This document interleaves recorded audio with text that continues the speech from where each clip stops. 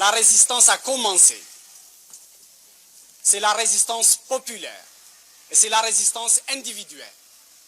Nous avons dit qu'il n'est pas question pour nous, qu'il n'a jamais été question pour nous de faire sécession territoriale. Ce qui nous importe, ce n'est pas de défendre des bâtiments, mais de faire en sorte que les troupes de Boumediene, qui se comportent en troupes d'occupation, n'aient aucun répit.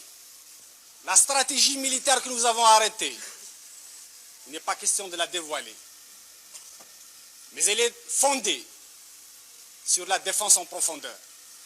Elle est fondée sur la guérilla. Les troupes de Boumediene ont été harcelées sans répit par les nôtres.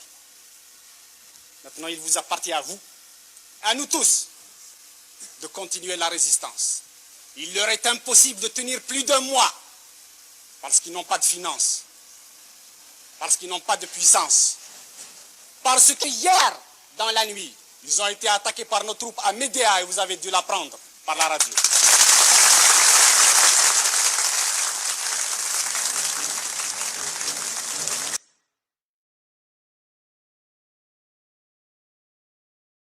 Du colonel Boumediene, le colonel Boumediene, ce que je peux dire de lui, c'est un petit intellectuel venant de la mosquée du Caire. Il a fait sa révolution au Maroc et à Tunis. Il rentre avec le canon, les canons, les divisions que le peuple qui a lutté ici a gagné pour casser avec les mêmes canons le reste de la population qui a libéré le pays. Je le jure devant Dieu et ses hommes que nous déposerons ces armes et cette tenue de combat que par l'installation des principes démocratiques et justes. Aucun. Vous êtes soutenu par la population. La population est derrière la démocratie. Ils aspirent à la liberté et à la démocratie. Et le pharaonisme ici. Il n'y a pas de pharaon chez nous, il n'y a pas de Ramsès II, il n'y a pas de Gamal Abdel Nasser chez nous. Ici, il y a le peuple. Qu'est-ce que vous...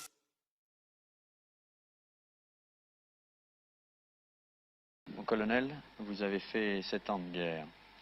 Vous êtes prête à recommencer? Oui, j'ai fait 8 ans de guerre contre le colonialisme. Si le gouvernement algérien décide à remplacer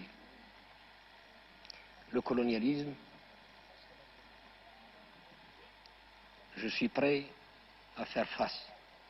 Des moudjahidines, des militants, après avoir lutté pendant 8 ans, se trouvent actuellement sans logement, sans pension, sans travail. Et beaucoup d'eux se trouvent dans des prisons. Je ne veux pas faire couler du sang entre Algériens. Je l'ai évité déjà. Ce qui vous a coûté vos galons. Mes galons, ce n'est pas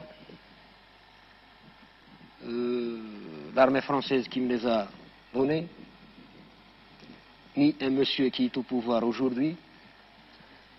Mes galons m'ont été donnés par les moudjahidines qui, la plupart, ne se retrouvent pas parmi nous aujourd'hui.